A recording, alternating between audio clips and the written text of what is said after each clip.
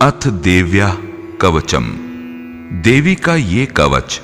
देवताओं के लिए भी दुर्लभ है। जो भक्त प्रतिदिन नियम पूर्वक तीनों संध्याओं के समय श्रद्धा पूर्वक इसका पाठ करता है, उसे दैवी कला प्राप्त होती है तथा वह तीनों लोकों में कहीं भी पराजित नहीं होता। इतना ही नहीं, वह अपमृत्यु से रहित होकर 100 से भी अधिक वर्षों तक जीवित रहता है। अथ देव्याः कवचम्। ॐ अस्य श्रीचण्डी कवचस्य ब्रह्मा ऋषिः अनुष्टुप्छन्दः चामुण्डा देवता अङ्गण्या सोक्तमातरो बीजम् दिग्बन्धदेवतास्तत्त्वम् श्रीजगदम्बा प्रीत्यर्थे सप्तशतीपाठाङ्गत्वेन जपे विनियोगः। ॐ नमः चण्डिकायै। मार्कण्डेय उवाच ॐ यद्गुह्यं परमं लोके सर्वरक्षाकरं नृणां यण्यकस्यचिदाख्यातं तन्मे ब्रूहि पितामहः। ब्रह्मोवाच अस्ति गुह्यतमं विप्र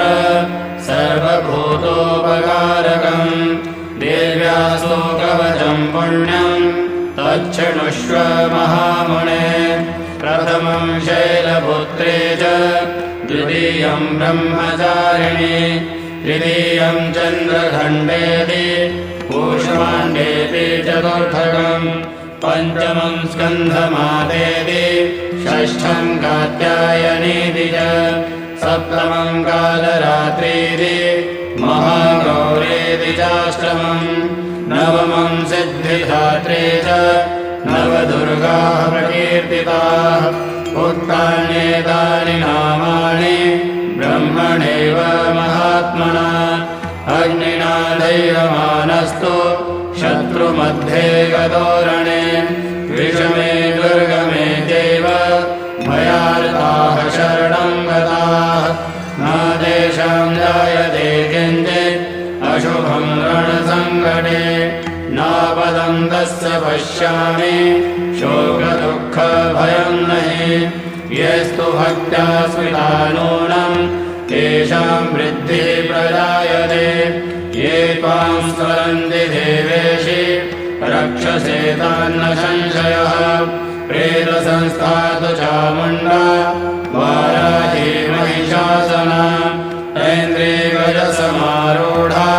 वैष्णवी गरुडासना माहेश्वरी वृषारूढा कौमारी शिखिवाहना लक्ष्मीः पद्मासना देवी पद्महस्ता हरिप्रिया श्वेतरूपधरा देवी ईश्वरी वृषवाहना ब्राह्मी हंससमारूढा सर्वाभरणभूषिता इत्येता मातरः सर्वाः सर्वयोगसमन्विताः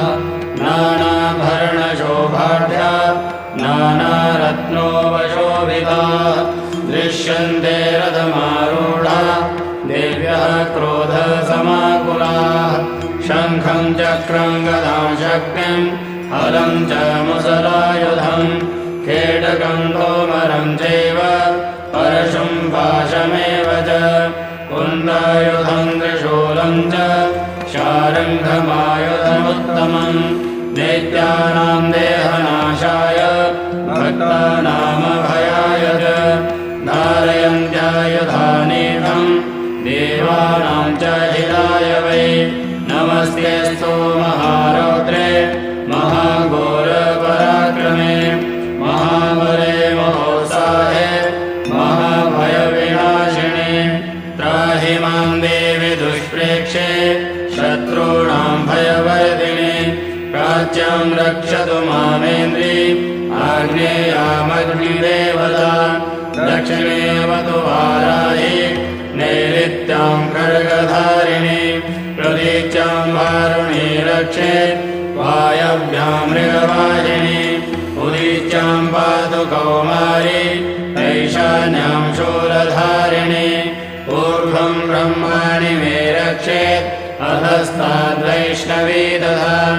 एवं दश दिशो रक्षेत् चामुण्डा शववाहना जया मे चाग्रतः पातु विजया पातु पृष्ठतः अजिता वामपार्श्वे तु दक्षिणे च पराजिता शिवामुद्योतिनी रक्षेत् उमा मूर्ध्नि व्यवस्थिता मालाधरे ललाटे च भ्रुवौ रक्षे यशस्विनी त्रिनेत्रा च गुरोर्मध्ये यमघण्टा च नासिके शङ्खिणी चक्षुषोर्मध्ये श्रोत्रयोर्द्वारवासिनी कपोलौ कालिका रक्षेत् कर्णमूले तुषाङ्करी नासिकायां सुगन्धा च उत्तरोष्ठे च चर्चिका अधरे चामृतकला जिह्वायां च सरस्वती गन्धा रक्षतु कौमारी कण्ठदेशे तु चण्डिका घण्टिकां चित्रघण्टा च महामाया च तालुके कामाक्षी चिवकं रक्षेत् वाचं मे सर्वमङ्गला ग्रीवायां भद्रकाली च पृष्ठभक्षे धनुर्धरी नीलग्रीवा बहिर्कण्ठे नलिकां नलकोभरी स्कन्धयोः खड्गिणी रक्षेत् बाहू मे वज्रधारिणी हस्तयोर्दण्डिनी रक्षेत् अम्बिका जाङ्घुलेषु च नखाञ्शूलेश्वरी रक्षेत् कुक्षौ रक्षेत् कुलेश्वरी स्तनौ रक्षेन्महादेवी मनः शोकविनाशिनी हृदये ललिता देवी उदरे शूलधारिणी नाभौ च कामिनी रक्षेत् गुह्यं गुह्येश्वरी तथा पूतना कामिका मेढ्रम् गुदे महिषवाहिनी कट्यां भगवती रक्षेत् जानुनी विन्ध्यवासिनी जङ्गे महाबला रक्षेत् सर्वकामप्रदायिनी गुल्मयोर्नारसिंही च पादपृष्ठे तु तेजसी पादाङ्गुलीषु श्रीरक्षेत् पादाधस्तलवासिनी नखान्तष्ट्राकराली च केशाश्चैवोर्ध्वकेशिनी रोमकूपेषु कौवेरी त्वचं वागीश्वरी तथा रक्तमज्जावसामासा न्यस्तिमेधांसि पार्वती आन्द्राणि कालरात्रिश्च पित्तं च मुकुटेश्वरी पद्मावती पद्मकोशे कविचूडामणिस्तथा ज्वालामुखी नखज्वाला अविद्या सर्वसन्धिषु शुक्रं ब्रह्माणि मे रक्षेत् छायां छत्रेश्वरी तथा अहङ्कारं मनोबुद्धिं रक्षेन्मे धर्मधारिणी प्राणापाणं तथा व्यानं उदानं च समानकम् वज्रहस्ता च मे रक्षेत् प्राणं कल्याणशोभना रसे रूपे च गन्धे च शब्दे स्पर्शे च योगिनी सत्त्वं रजस्तमश्चैव रक्षे नारायणे सदा आयु रक्षतु वाराहि धर्मं रक्षतु वैष्णवी यशः कीर्तिं च लक्ष्मीं च धनं विद्यां च चक्रिणी गोत्रमिन्द्राणि मे रक्षेत् पशून् मे रक्ष चण्डिके पुत्रान् रक्षेन्महालक्ष्मीर्भार्यां रक्षतु भैरवी पन्थानं सुपथा रक्षेन् मार्गं क्षेमकरी तथा रायद्वारे महालक्ष्मीर्विजया सर्वतः स्थिता रक्षाहीनं तु यस्थानं वर्जितं कवचेन तु तत्सर्वं रक्ष मे देवी जयन्ती पापनाशिनी पदमेकं न गच्छेतु यदिच्छेच्छुभमात्मनः कवचेनामृतो नित्यं यत्र यत्रैव गच्छति तत्र तत्रार्थलाभश्च विजयः सार्वकामिकः यं यं चिन्तयते कामं तं तं प्राप्नोति निश्चितं परमेश्वरेयमतुलं प्राप्स्यते भूतले पुमान् निर्भयो जायते मर्त्यः सङ्ग्रामेष्वपराजितः त्रैलोके तु भवेत् पूज्यः कवचेनावृतः पुमान् इदं तु दिव्याः कवचम् देवानामपि दुर्लभम् यः पठेत् प्रयतो नित्यम् त्रिसन्ध्यं श्रद्धयान्वितः देवी कला भवेतस्य त्रैलोकेष्वपराजितः जीवेद्वर्षशतं साग्रम् अपमृत्यो विवर्जितः नश्यन्ते व्याधयः सर्वे भूता विस्फोटकादयः स्थावरं जङ्गमं चैव कृत्रिमं चापि यद्भृशम् अभिचाराणि सर्वाणि मन्त्रयन्त्राणि भूतले भूजराः केजराश्चैव जलयाश्चोपदेशिकाः सहजा कुलजामाला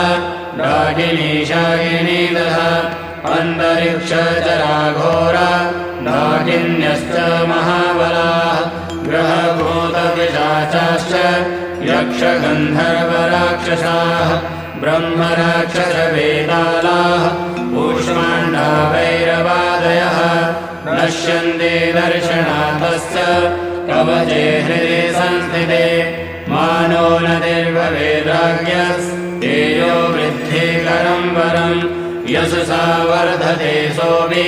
कीर्तिमण्डितभूतले जवे शत्रुशतीं चण्डीं कृत्वा तु कवचं पुरा यावद्भूमण्डलं धत्ते सशेलावनकारणम् तावत्तिष्ठति मेदिन्यां सन्ततिः पुत्रपौत्रिकी देहान्ते परमं स्थानं यः सुरैरपि दुर्लभम् प्राप्नोति पुरुषो नित्यं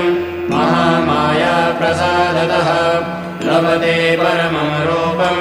शिवेन सह